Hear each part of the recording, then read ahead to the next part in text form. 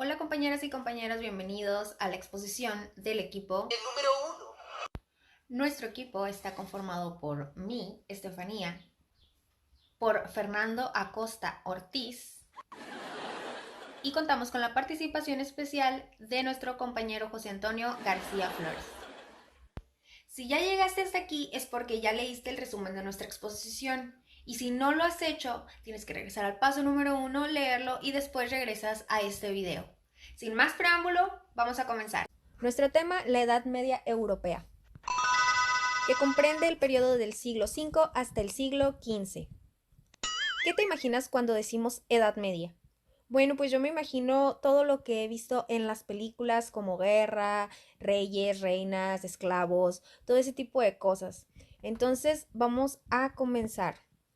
La época medieval o Edad Media, como también se le conoce, es un periodo de 1000 años de historia que comenzó con la caída del Imperio Romano en el año 476 después de Cristo y termina con otro suceso importante en el 1492 después de Cristo, el descubrimiento de América a manos de Cristóbal Colón.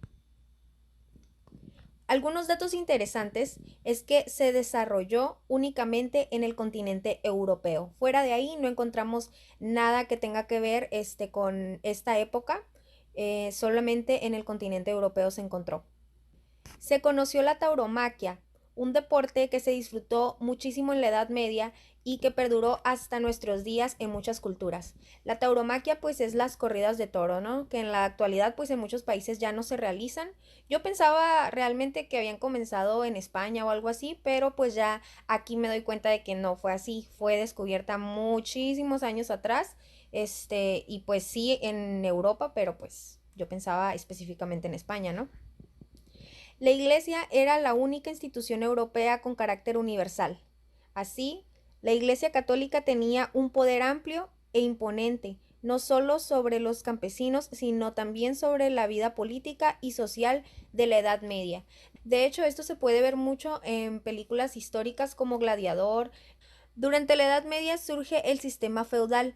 Este sistema era político, económico y social, y se encontraba dividido piramidalmente. En la base se encontraban los esclavos, los cuales no tenían derecho, y en la parte media se hallaban los campesinos y artesanos. Por encima de estos se encontraba el clero. Y en la cúspide de la pirámide se encontraban los nobles, señores feudales y el rey.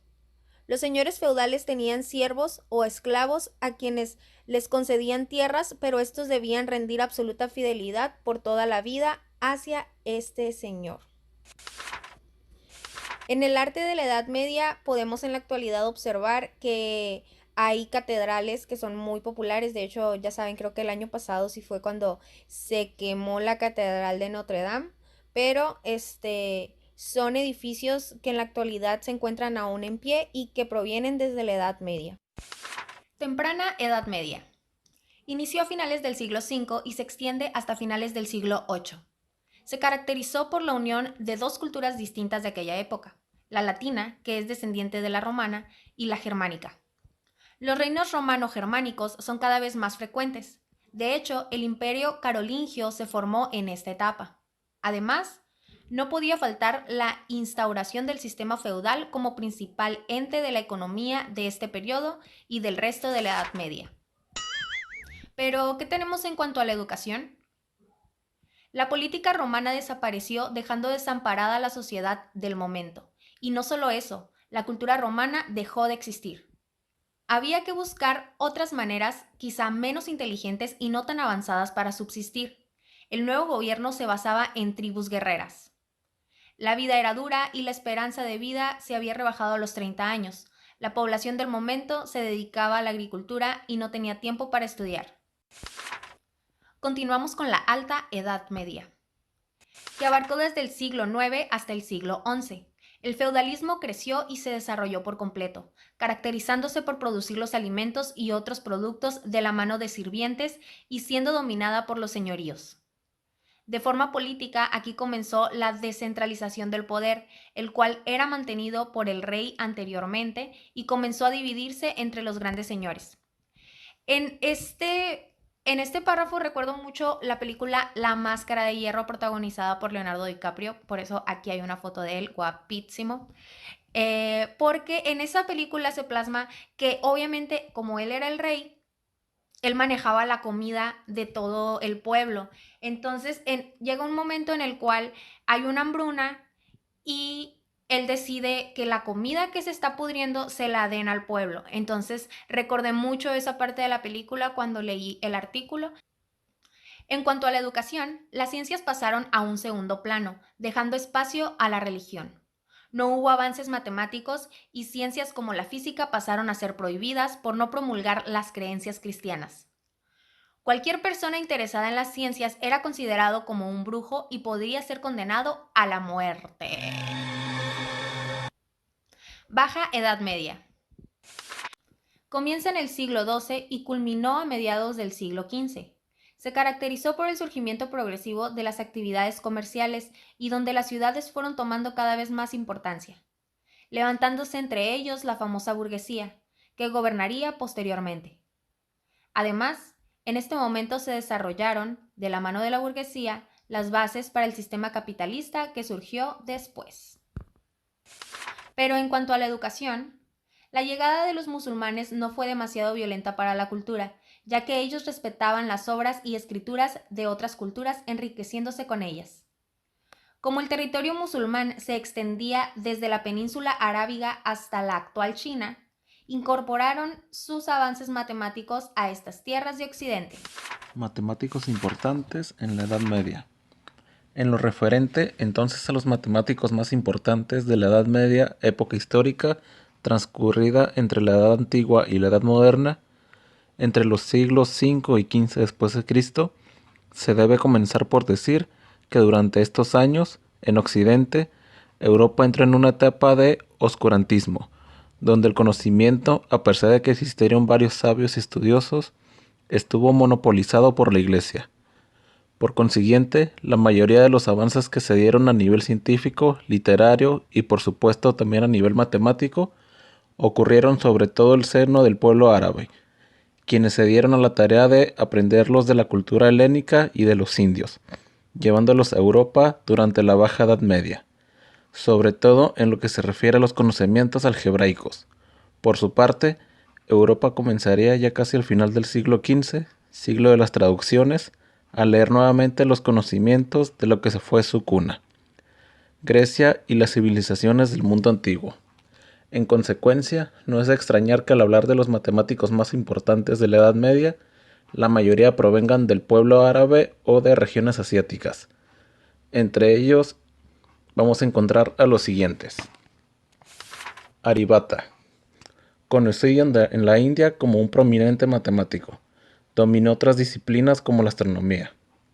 Los historiadores han señalado que el número 0 fue introducido en Occidente de mano de los árabes, pero que este pueblo lo aprendió de la civilización de la India, siendo precisamente Aryabhata el sabio indio a quien se le atribuye la invención de este número, aunque existen historiadores que prefieren atribuirle este mérito a otro matemático posterior llamado Brahmagupta.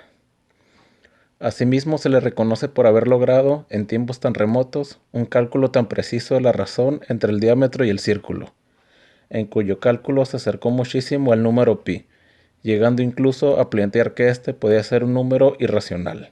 Continuamos con Brahmagupta, también nacido en la India. Se destacó como un gran matemático y astrónomo.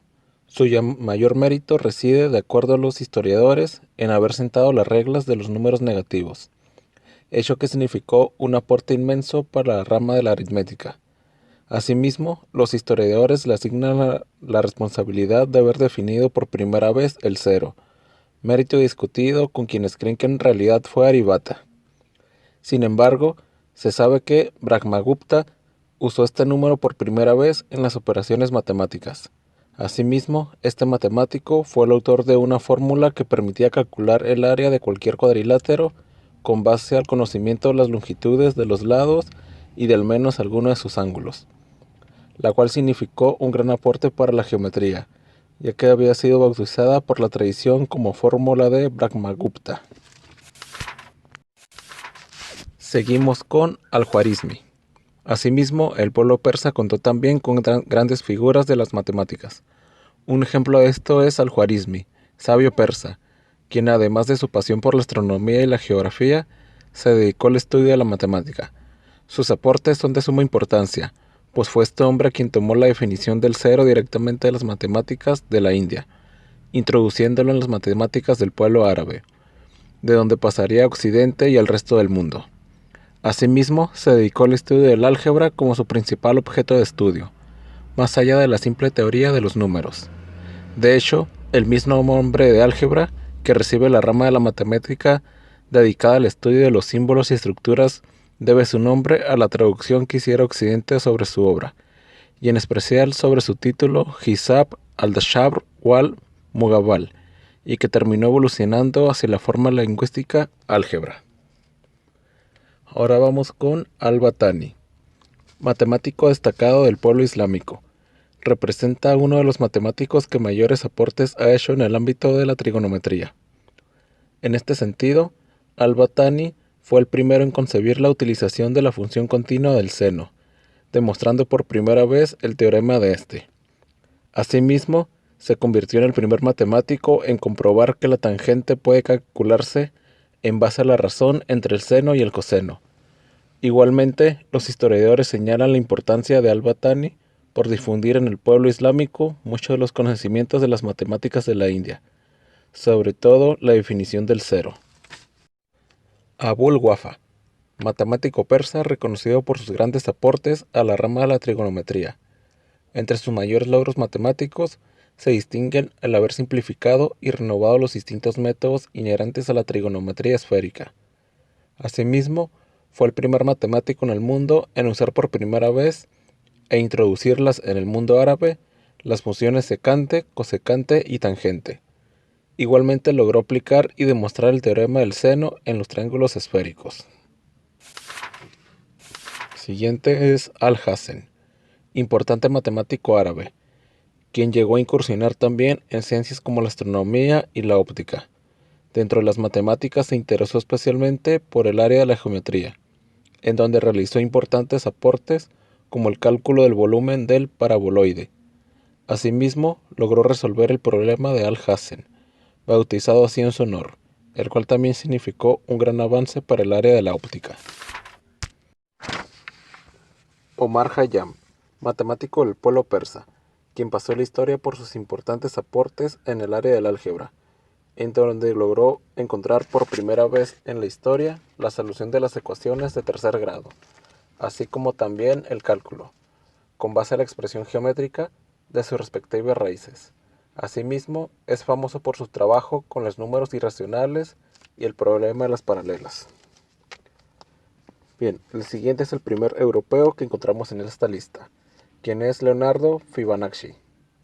A pesar de que su nombre verdadero era Leonardo de Pisa, ha pasado a la historia como Leonardo Fibonacci, siendo considerado además como el matemático más importante que tuvo la Edad Media europea.